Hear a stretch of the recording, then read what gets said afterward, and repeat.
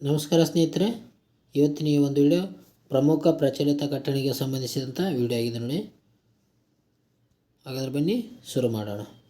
ಮಹಿಳಾ premier league 2026ರಲ್ಲಿ ಈ ಒಂದು ಮಹಿಳಾ ಪ್ರೀಮಿಯರ್ ಲೀಗ್ ಸ್ಟಾರ್ಟ್ ಆಗ್ತಾ ಇದೆ ನೋಡಿ.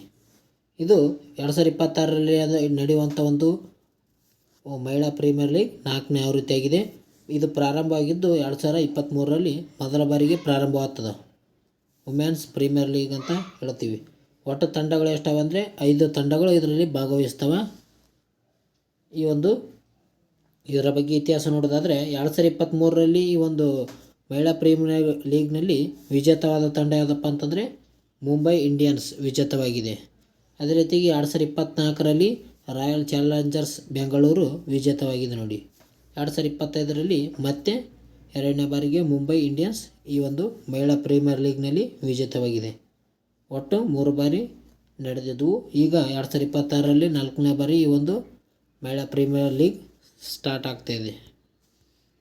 ಈ ಒಂದು ಮಹಿಳಾ ಪ್ರೀಮಿಯರ್ ಲೀಗ್ನ ಬಹುಮಾನ ಮತ್ತು ಎಷ್ಟಂದರೆ ವಿಜೇತ ತಂಡಕ್ಕೆ 6 ಕೋಟಿ ರೂಪಾಯಿ ನೀಡಲಾಗುತ್ತದೆ.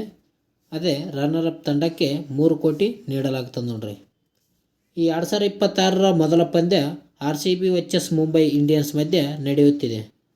ಈಗ ಈ ಒಂದು ನಡೀತಿರುವ 2026ರ ಒಂದು ಮೊದಲ ಪಂದ್ಯ RCB ಮುಂಬೈ ಇಂಡಿಯನ್ಸ್ ಮಧ್ಯೆ ನಡೀತಿದೆ ನೋಡಿ. ಇದು ಕೂಡ ಇಂಪಾರ್ಟೆಂಟ್ ಆಯ್ತು ನೋಡ್ರಿ. ಅದೇ ರೀತಿಯಾಗಿ ನಮ್ಮ ಮುಂದಿನ ಒಂದು ನ್ಯೂಸ್, ಡಾಕ್ಟರ್ ಮಾಧವ್ ಗಾಡ್ಗಿಲ್ ಅವರು ಪರಿಸರ ಪ್ರೇಮಿಯಾಗಿದ್ದಾರೆ. ಶ್ರೇಷ್ಠ ಪರಿಸರ ವಿಜ್ಞಾನಿ ಕೂಡ ಆಗಿದ್ದಾರೆ. ಇವರು 1947ರಿಂದ 2026ರವರೆಗೂ ಇವರ ಒಂದು ಅವಧಿ ಇದೆ ನೋಡಿ ಇದ್ದರು. ಪಶ್ಚಿಮ ಘಟ್ಟಗಳ ಸಂರಕ್ಷಣೆ ವರದಿಯ ಕರ್ತೃ ಮತ್ತು ಹೆಸರಾಂತ ಪರಿಸರವಾದಿ ಡಾಕ್ಟರ್ ಮಾಧವ್ ಗಾಡ್ಗಿಲ್ ಅವರು ಇತ್ತೀಚೆಗೆ ನಿಧನರಾಗಿದ್ದಾರೆ. ಇಲ್ಲಿ ಫೋಟೋ ಎತ್ತು ಕಾಣ್ತಿಲ್ಲ. ಈ ಮಾಧವ್ ಗಾಡ್ಗಿಲ್ ಅವರು ಈ ಒಂದು ಪಶ್ಚಿಮ ಘಟ್ಟಕ್ಕೆ ಸಂಬಂಧಿಸಿದಂಥ ವರದಿಯನ್ನು ನೀಡ್ತಾರೆ. 2010ರಲ್ಲಿ ಇವರ ಒಂದು ವರದಿಯನ್ನು ನೀಡ್ತಾರೆ. 2010ರಲ್ಲಿ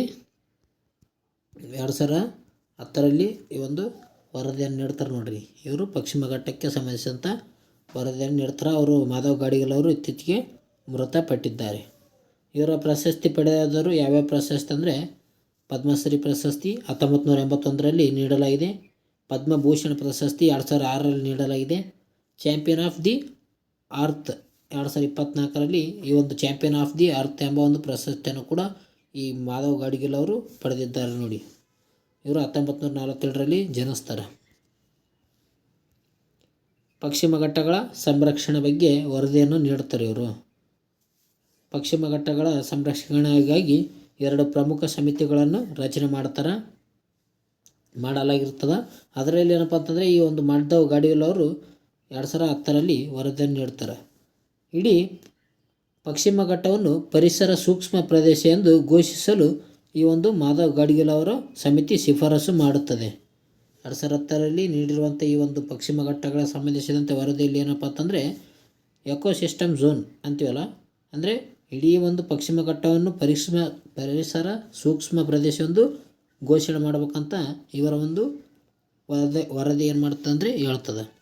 ಅದೇ ರೀತಿಯಾಗಿ 2ನೇ ವರದಿ ಬರ್ತದೆ 2013ರಲ್ಲಿ ಬರ್ತದೆ ನೋಡ್ರಿ. ಕೆ ಕಸ್ತೂರಿರಂಗನ್ ವರದಿ 2013ರಲ್ಲಿ ಪಶ್ಚಿಮ ಘಟ್ಟಗಳಿಗೆ ಸಂಬಂಧಿಸಿದಂಥ ಒಂದು ವರದಿಯಾಗಿದೆ. 2ನೇ ವರದಿ ಇದೇನು ಹೇಳುತ್ತಪ್ಪ ಅಂತಂದರೆ ಈ ವರದಿ ಕೇವಲ 37% ಪ್ರದೇಶವನ್ನು ಮಾತ್ರ ಸೂಕ್ಷ್ಮ ಪ್ರದೇಶವೆಂದು ಘೋಷಿಸಲು ಸೂಚನೆಯನ್ನು ನೀಡುತ್ತದೆ.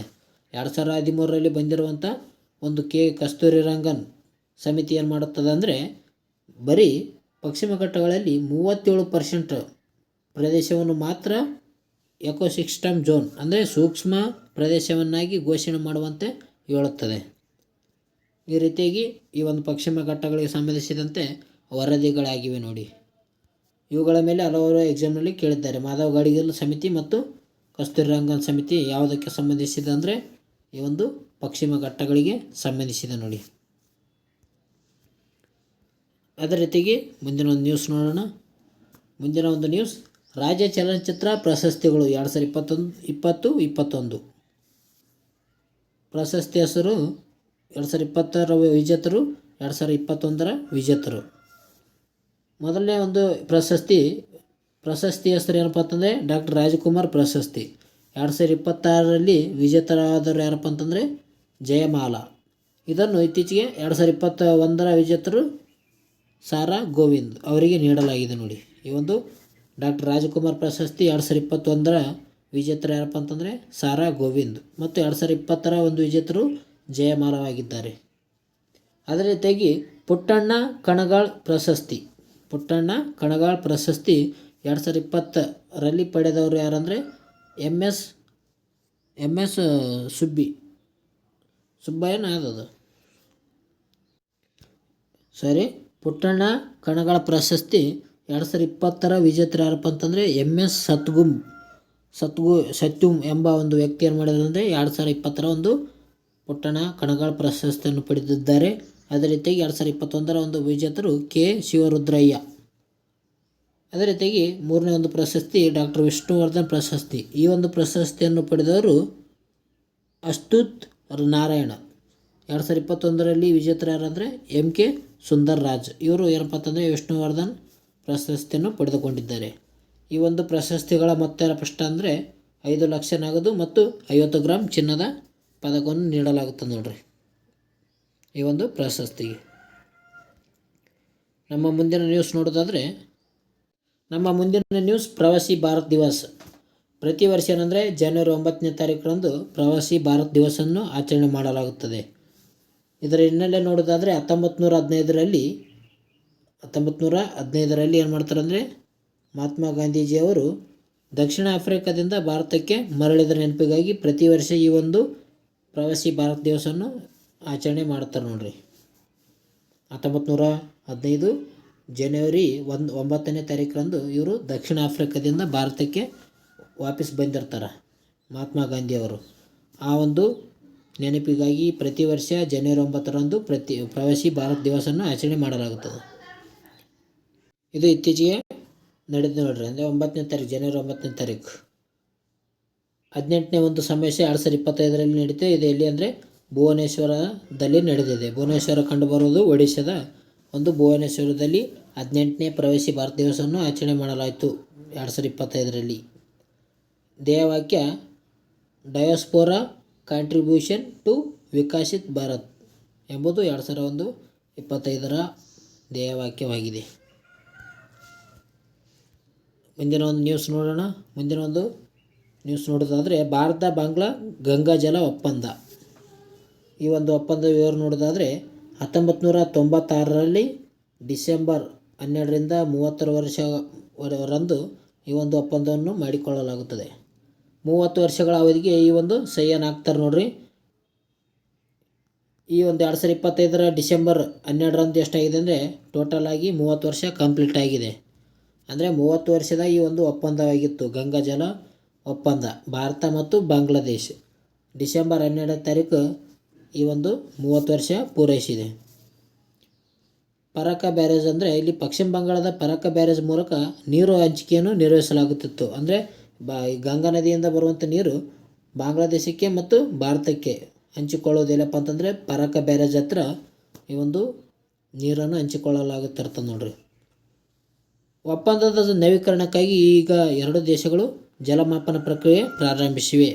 ಈ ಒಂದು ಗಂಗಾ ಜಲ ಒಪ್ಪಂದ ಆಗಿ 30 ವರ್ಷಗಳು ಪೂರೈಸಿದ ನಂತರ ಈಗೇನಪ್ಪ ಅಂತಂದರೆ ಮತ್ತೆ ಈ ಒಂದು ಜಲಮಾಪನ ಪ್ರಕ್ರಿಯೆಯನ್ನು ಪ್ರಾರಂಭ ಮಾಡಿದ್ದಾರೆ. ಮತ್ತೆ ಒಂದು ಒಪ್ಪಂದಕ್ಕೆ ಸಿದ್ಧತೆ ನಡೆಸಿದ್ದಾರೆ. ಮುಂದೆ ಅದೇ ರೀತಿಯಾಗಿ ವಿಶ್ವಗುರು ಬಸವಣ್ಣ ಜೀವ ವೈವಿಧ್ಯ ಉದ್ಯಾನವನ. ಬೆಂಗಳೂರು ಉತ್ತರ ಪ್ರದೇಶದ ಯಲಹಂಕ ಸಮೀಪದ ಮಾದಪ್ಪನಹಳ್ಳಿಯಲ್ಲಿ 153 ಎಕರೆ ವಿಸ್ತೀರ್ಣದಲ್ಲಿ ಈ ಒಂದು ಉದ್ಯಾನವನ ಸ್ಥಾಪನೆಗೆ ರಾಜ್ಯ ಸರ್ಕಾರ ಅನುಮೋದನೆ ನೀಡಿದೆ. ಈ ಒಂದು ಬೆಂಗಳೂರು ಅಂದರೆ ಉತ್ತರ ಬೆಂಗಳೂರು ಅಂತ ನಾವು ಹೇಳ್ಬೋದು. ಉತ್ತರದ ಬೆಂಗಳೂರಿನಲ್ಲಿ ಈ ಒಂದು ಯಲಹಂಕದ ಒಂದು ಪ್ರದೇಶದಲ್ಲಿ ಏನಪ್ಪ ಅಂತಂದರೆ ಈ ಒಂದು ವಿಶ್ವಗುರು ಬಸವಣ್ಣವರ ಜೀವ ವೈವಿಧ್ಯ ಉದ್ಯಾನವನ್ನು ಸ್ಥಾಪನೆ ಮಾಡಲು ರಾಜ್ಯ ಸರ್ಕಾರ ಅನುಮೋದನೆ ನೀಡಿದೆ ನೋಡ್ರಿ. ನೋಡೋಣ ಮುಂದೆ ರಕ್ಷಣೆ ಮತ್ತು ತಂತ್ರಜ್ಞಾನಕ್ಕೆ ಸಂಬಂಧಿಸಿದೆ. ಸೂರ್ಯಾಸ್ತ್ರ 1 ಭಾರತೀಯ ಸೇನೆಯು ಖರೀದಿ ಮಾಡುತ್ತಿರುವ ಹೊಸ ರಾಕೆಟ್ ಲಾಂಚರ್ ವ್ಯವಸ್ಥೆ ಆಗಿದೆ. ಅದೊಂದು ಸೂರ್ಯಾಸ್ತ್ರ 1 ಏನಪ್ಪ ಅಂತಂದರೆ ಭಾರತೀಯ ಸೇನೆ ಖರೀದಿ ಮಾಡ್ತಿದೆ. ಇದರ ಒಂದು ವ್ಯಾಪ್ತಿ ಎಷ್ಟಂದರೆ 150ರಿಂದ 300 ವ್ಯಾಪ್ತಿಯನ್ನು ಹೊಂದಿದೆ ಅದು ಸೂರ್ಯಾಸ್ತ್ರ. ಅದೇ ರೀತಿಯಾಗಿ RMKO ಬೆಳಗಾವಿಯ ಕಾರ್ಬನ್ ಸಿಸ್ಟಮ್ ಅಭಿವೃದ್ಧಿಪಡಿಸಿದ ದೇಶದ ಮೊದಲ ಖಾಸಗಿ ಲೇಸರ್ ಶಸ್ತ್ರಾಸ್ತ್ರ ಆಗಿದೆ ನೋಡಿ. ಇದೊಂದು ಲೇಸರ್ ಶಸ್ತ್ರಾಸ್ತ್ರ ಪರಾಕ RMKO 10 ಕಿಲೋಮೀಟರ್ ಲೇಸರ್ ಸಾಮರ್ಥ್ಯವನ್ನು ಹೊಂದಿದೆ ಅದು. ಅದೇ ರೀತಿಯಾಗಿ ಜೈವಿಕ ಸಂತೋಷದ ಜಿಲ್ಲೆ KE ಪನ್ನಿಯೂರು ಜೈವಿಕ ಸಂತೋಷದ ಜಿಲ್ಲೆ ಆಗಿದೆ ನೋಡಿ. ಇದು ಕಂಡುಬರೋದು ಅರುಣಾಚಲ ಪ್ರದೇಶದಲ್ಲಿ ಕಂಡುಬರುತ್ತದೆ. ಭಾರತದ ಮೊದಲ ಜೈವಿಕ ಸಂತೋಷದ ಜಿಲ್ಲೆ ಆಗಿ KE ಪನ್ನಿಯೂರು ಹೊರಹೊಮ್ಮಿದೆ. ಏನಪ್ಪ ಅಂತಂದರೆ KE ಪನ್ನಿಯೂರು ಏನಪ್ಪ ಅಂತಂದರೆ ಜೈವಿಕ ಸಂತೋಷ ಜಿಲ್ಲೆ ಆಗಿಯಿಂದ ಹೊರಹೊಮ್ಮಿದೆ ನೋಡಿರಿ. ಇದು ಕಂಡುಬರೋದು ಅರುಣಾಚಲ ಪ್ರದೇಶದಲ್ಲಿ ಕಂಡು ಬರ್ತದೆ.